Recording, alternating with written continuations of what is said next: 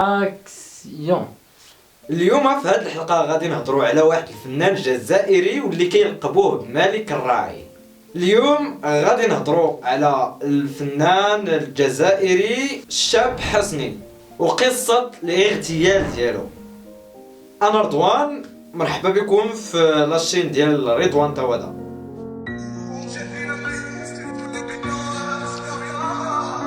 حسني شقرون ولا الشاب حسني تزاد سنة 1968 بحي الصديقية بالجزائر، وبدا الغناء في عام 1986 وأول ألبوم لاحو بعنوان البراكة، وهنا دارت الأغنية ديالو ضجة عالمية وحقق مبيعات كبيرة ولقبوه ملك الراعي. حسني شقرون تولد في عائلة فقيرة وباه كان حداد، وكان با بغى حسني ولدو يكون طبيب ولا استاذ، يعني يكون موظف عند الدولة، ولكن حسني شقرون الحلم ديالو يكون لاعب كرة قدم، وفغيمون كانت عنده التجربة في احد الفرق ديال كرة القدم في الجزائر، وبالضبط في وهران، واللي كتنتمي للقسم الثاني من الدوري الجزائري. ولكن حسني ما حلفوش الحظ في كرة القدم واعتزل بسبب إصابة تصاب بها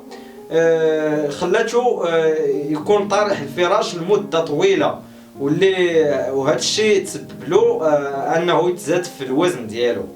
ملي تزاد في الوزن هذا الوزن يعني ما خلاش يرجع لكرة القدم، وهنا الشاب حسني بكثرة ما كاين ما يدار جبد كيتصنت بالاغاني ديال فريد الأطرش، واللي خلاه يتاثر به، وهذا الشيء خلاه يدخل لعالم الموسيقى واللي حقق فيها الحلم ديالو وحطم ارقام قياسيه في المبيعات ديال الكواسط في هذاك الزمان، والالبومات ديالو حققت عشرات الملايين ديال المبيعات.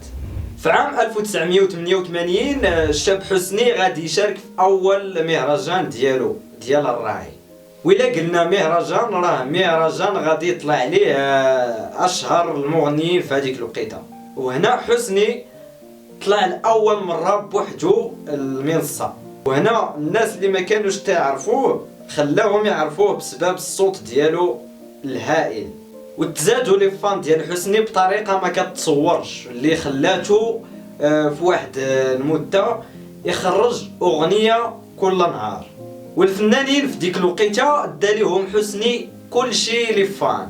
حسني تزوج بملوكه واللي ولد معاها عبد الله. حسني كان كيحب مراته بزاف وكانت مصدر الالهام ديالو، وملي مات حسني خرجوا عليه واحد الفيلم بعنوان الاغنيه الاخيره، وهذا الفيلم كان كيشوه الصوره ديال مراته ملوكه، وملي خرج الفيلم خرجات مرات حسني الاعلام وقالت لهم هاد المشاهد اللي كاينين في الفيلم كل شيء مو في بركه، وقالت باللي الفيلم كيقول باللي حسني تلاقات معاه في كباري، ولكن لا، هي تلاقات معاه في رمضان، وكيقول الفيلم باللي حسني ممزوجش بها، غير داروا الفاتحه، ولكن اصلا هما ما تزوجوش في الجزائر، تزوجوا في فرنسا، وهذا الشيء اللي خلى ملوكه مرات الشاب حسني ترفع دعوة على العائلة ديال حسني حيتاش خلاو هذا الفيلم يتمثل. الشاب حسني كان كيدير جولات عالمية واللي كيغني فيها مع فنانين كبار من العالم، وهذا الشيء كامل بفضل رجل الاعمال ديالو نور الدين غفايتي، وهذا الشيء اللي خلى الفنانين الاخرين باش يضايقوه، وهنا كيهددوه فنانين ومنتجين حيتاش شاد السوق. الشاب حسني ملي مات كلشي الجزائر تاثرات بالموت ديالو، كلشي كان كيبكي الصغير والكبير، وهنا خرجوا الناس كيقولوا باللي الجنرال توفيق هو اللي قتلو، وحدين اخرين قالوا باللي الشركه ديال الانتاج هما اللي تسببوا في القتل ديال حسني، حيتاش في هذيك الوقيته كان بغى يسني واحد الكونطرا مع واحد الشركه اخرى اللي مشهوره في هذيك الوقيته وسميتها اونيفرسال، وقالوا شي وحدين اخرين باللي شي مغنيين في نفس الدومين اللي تسببوا في القتل ديالو، حيتاش كينافسهم بواحد الدرجه ما كتصورش. وهذا الشيء استمر ما يقارب 20 عام، ما عرفوش شكون قتلو، ولكن في عام 2018 بان كل شيء وبالتفاصيل. المهم باش نعرفوا خاصكم تعرفوا بلي الجزائر في هذيك الوقيته فاش تغتال حسني كانت الجزائر مرونه ديال بصح، وكانت فيها الحرب الاهليه اللي استمرت 10 سنين، وكانوا الجزائريين كيتقتلوا بطرق بشعه، وهاجو اللي كيقتلوهم سميتهم الجماعات الاسلاميه. وهاد الحرب الاهليه ظهرت ملي ظهر حزب اسلامي سميتو الجبهه الاسلاميه للانقاذ. وهاد الحزب دخل في صراع مع النظام الجزائري باش يدخل البرلمان ويحكم الجزائر. هاد الحزب تعرف بشكل واسع وعنده اتباع كثر، وفي الانتخابات كل شيء عرف باللي هاد الحزب هو اللي غادي يدي الانتخابات. وملي كل شيء الاصوات مشات لهاد الحزب لغات الجزائر هاد الانتخابات، حيتاش عارفين الا مشات تطلع هاد الحزب غادي يصفيوها اليوم، لانه حزب متجدد. وهذا البلان اللي دارته الحكومة الجزائرية ما عجبش الحزب الإسلامي المتطرف. هذا اللي خلاه يكون متشدد أكثر من اللي سبق، وداروا مستعمرات كبيرة في الجبال. ومن أهم الجماعة اللي معروفة في هذا الحزب سميتها الجية، وعدد الأفراد ديالها تقريبا 25 ألف فرد في هذه الجماعة الإرهابية. وكانت كل مجموعة كيكون عندها القائد ديالها واللي كيسميوه الأمير. كانوا كيقتلوا الناس المدنيين اللي ما كيتفقوش مع الأوامر ديالهم، ولكن كيركزوا بزاف على المؤثرين اللي كيأثروا في الشعب الجزائري من السياسيين والفنانين. وفي هذيك الوقت كانوا الجزائريين كينعسوا على خاطرهم حتى كيفيقوا على الصوت ديال الطلقات الناريه. وملي خدا بوتفليقه الرئاسه بدا كيسني مع الجيه مفاوضات باش يوقفوا هادشي اللي كيديروه. فعلا الجيه وقفات هاد المجازر بعد ما جاتهم اوامر من احزاب اسلاميه اخرى من برا. وملي حبس هاد الحزب تشتتوا الاعضاء ديالو واللي كيلقبوهم بالامراء.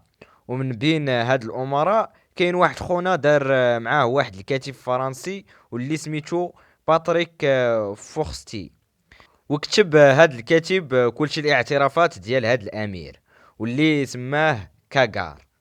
بطبيعة الحال هو اسم مزور باش ما يفضحش الكاتب الهوية ديال هاد الامير، وعلى حساب الاعترافات ديالو فراه صرح بكل شيء الجرائم والمخططات ديالهم، وباللي كان عزيز عليهم يقتلوا الناس ويحيدوا لهم الفلوس باش يدعموا هاد الحزب ديالهم.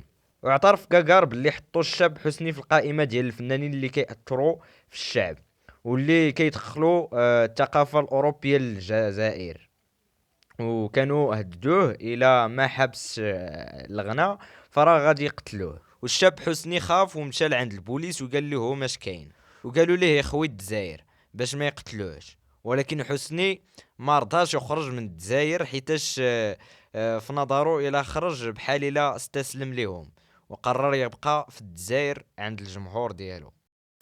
كاغار قال بلي حسني ملي ما سمعش هضرتهم صيفطوا ليه واحد التحذير اخر واللي هو عباره عن كفن والريحه والصابونه باش كيغسلوا الميت. حسني واخا هكا ما سمعش لهضرتهم وبقى في الفن. وفي واحد النهار قررت الجماعه باش تصفيه عليه حيتاش ما كيسمعش لهضرتهم. المهم كاغار قال بلي صيفطوا ليه 3 ديال الرجال باش يقتلوه، وخداو الطوموبيله وداروا فيها الفراده ديالهم تحت الكوسان، وهما غاديين طالقين الموسيقى ديال حسني باش ما يعيقش بهم حتى شي واحد، حيتاش في هذيك الوقيته الا قدمتي الاغنيه ديال حسني ما كيشك فيك حتى شي واحد باللي نتايا ارهابي. وهما مخططين باللي حسني كيتقهوى كل نهار في القهوه اللي كاينه حدا الدار ديالو، وهما كيتسناو في حسني باش يخرج. وملي خرج داروا عليه وتيراو فيه 2 ديال القرطاسات وهما يهربوا للجبل. كاغار قال بلي ندموا حيتاش قتلوا بزاف ديال الناس ومحال يغفر لهم الله الذنوب ديالهم. المهم هادشي اللي كاين في هاد الحلقه هادي. كنتمنى تنال الاعجاب ديالكم.